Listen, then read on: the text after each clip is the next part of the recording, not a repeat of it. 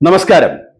ബി.ജെ.പിയെ സംബന്ധിച്ച് ആശ്വാസ വിജയമെന്നല്ല പറയേണ്ടത്, ആധികാരിക വിജയമാണ് പശ്ചിമ ബംഗാളിൽ നേടിയത്. ഒപ്പം തമിഴ്നാട്ടിൽ ബി.ജെ.പി അധികാരത്തിലെത്തിയില്ല എങ്കിലും ബി.ജെ.പി അവിടെയും വിജയിച്ചിരിക്കുന്നു എന്ന് വേണം കരുതാൻ.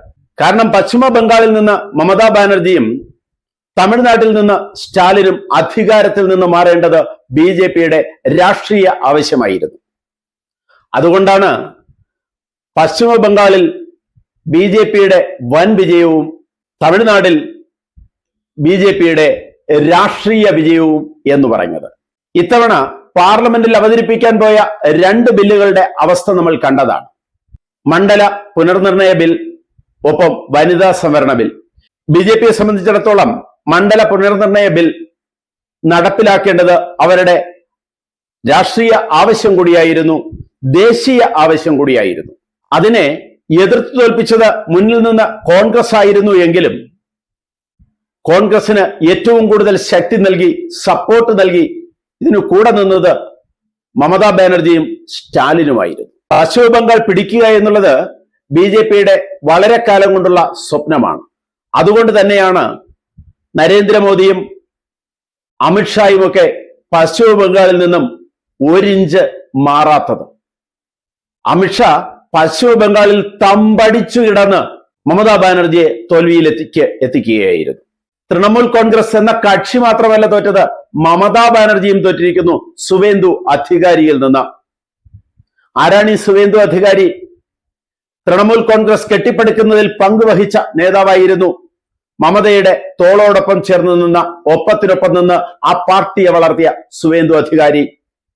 ആ സുവേന്ദു അധികാരിയെ ബി.ജെ.പിയിലേക്ക് എത്തിച്ചാണ് അമിത്ഷാ ആദ്യത്തെ കരുക്കൾ നീക്കി തുടങ്ങിയത്.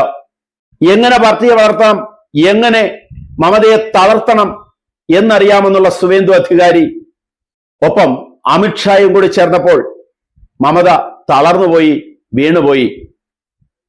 ടി.എം.സിയുടെ തോൽവി മനസ്സിലാക്കാം, എം.എൽ.എമാരുടെ തോൽവി മനസ്സിലാക്കാം. പക്ഷേ മമത തന്നെ സുവേന്ദു അധികാരിയോട് വീണു. സുവേന്ദു അധികാരിയോട് മമത കാണിച്ചത് എങ്ങനെയാണ്? പക വീട്ടുന്നതിന് സുവേന്ദു അധികാരിയുടെ നന്ദിഗ്രാമിൽ പോയി മത്സരിച്ചു. അവിടെ മമത തോറ്റു. പിന്നെ മറ്റൊരാളെ രാജിവെപ്പിച്ച് മത്സരിച്ച് വിജയിച്ചാണ് മമത പശ്ചിമ ബംഗാളിലെ മുഖ്യമന്ത്രി സ്ഥാനത്ത് തുടർന്നത്. ഇപ്പോൾ അതിന് സുവേന്ദു അധികാരി പകരം വീട്ടി. മമതയുടെ ഭവാനിപ്പൂരിൽ ചെന്ന് മത്സരിച്ചു.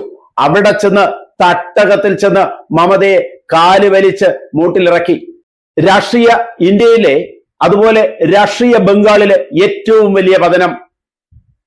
35 വർഷം CPM അധികാരത്തിലിരുന്ന് ഉണ്ടായ ഒരു വൻ പതനം പോലെ 15 വർഷത്തിന് ശേഷം TMCയുടെ വൻ പതനം. SIR ഒക്കെ അതിന് കാരണമായി എന്ന് മാത്രം. അധികാരത്തിന്റെ ധാർഷ്ട്യവും അഹങ്കാരവും ജനം വച്ചുപൊറിപ്പിക്കില്ല എന്ന് തെളിയിച്ച പതനം. അതേ പതനം തന്നെയാണ് ഇങ്ങ് തമിഴ്നാട്ടിൽ ഉണ്ടായിരിക്കുന്നത്. തമിഴ്നാട്ടിലെ രാഷ്ട്രീയ സാഹചര്യങ്ങൾ എടുത്താലും പാർലമെന്റിലും അതുപോലെ തന്നെ രാജ്യസഭയിലും ബി.ജെ.പിക്ക് എന്നും സ്റ്റാലിനെ കൊണ്ട് പൊറുതിമുട്ടിയിരുന്നു. സ്റ്റാലിൻ പുറത്തുപോയി. വൻ പരാജയത്തോടുകൂടി സ്റ്റാലിൻ എന്ന വ്യക്തി പരാജയപ്പെട്ടു. DMK പരാജയപ്പെട്ടത് നമുക്ക് മനസ്സിലാക്കാം. സ്റ്റാലിനും കടപുഴകി. ഇപ്പോൾ വിജയിച്ചു വന്ന TVKയും വിജയുമൊക്കെ ബി.ജെ.പിയോടൊപ്പം നാളെ ചേർന്ന് നിൽക്കുമോ എന്നുള്ള കാര്യം കാലം തെളിയിക്കേണ്ടത്. എന്നാലും സ്റ്റാലിനോടൊപ്പം അപകടകാരിയാകില്ല TVKയും വിജയും എന്ന് ബി.ജെ.പി വിശ്വസിക്കുന്നുണ്ട്. അതുകൊണ്ട് തന്നെ ഈ രണ്ട് പരാജയങ്ങളും, DMKയുടെ പരാജയവും തൃണമൂൽ കോൺഗ്രസിന്റെ പരാജയവും ബി.ജെ.പി ക്യാമ്പിനെ സംബന്ധിച്ചിടത്തോളം, ബി.ജെ.പി നേതൃത്വത്തെ സംബന്ധിച്ചിടത്തോളം കുളിർമഴയാണ്, ആശ്വാസമാണ്. ഇനി അറിയേണ്ടത് ഒരു കാര്യം മാത്രമേ ഉള്ളൂ. ബി.ജെ.പി തങ്ങളുടെ ലക്ഷ്യമായ വൺ നേഷൻ വൺ പാർട്ടി എന്നതിലേക്കാണോ കാൽവയ്ക്കുന്നത്? തീർച്ചയായും മണ്ഡല പുനർനിർണയ ബില്ല് വന്നിരുന്നു എങ്കിൽ ആ ലക്ഷ്യത്തിലേക്ക് അവർ വളരെ വേഗം അടുക്കുമായിരുന്നു. അതിൽ സംശയമില്ല. ഒരു ധാർഷ്ട്യത്തെയും ഒരഹങ്കാരത്തെയും ജനം വെച്ചുപൊറിപ്പിക്കില്ല. അവസരം കിട്ടുമ്പോൾ അവർ അത് തിരിച്ചടിക്കും. അതിന് മാറ്റമില്ലാത്ത കാര്യമാണ്. ദേശ കാലാന്തര വ്യത്യാസമില്ലാതെ ജനമാണ് രാജാവ്, ജനമാണ് ശക്തി. അവരുടെ മുന്നിൽ ഒരു രാഷ്ട്രീയ പാർട്ടിയും ഒന്നുമല്ല എന്ന് ഈ ഇലക്ഷൻ തെളിയിച്ചിരിക്കുന്നു. കൂടുതൽ വാർത്തകളും വിശേഷങ്ങളുമായി ഉടൻ ദയവായി ഈ ചാനൽ സബ്സ്ക്രൈബ് ചെയ്യുക.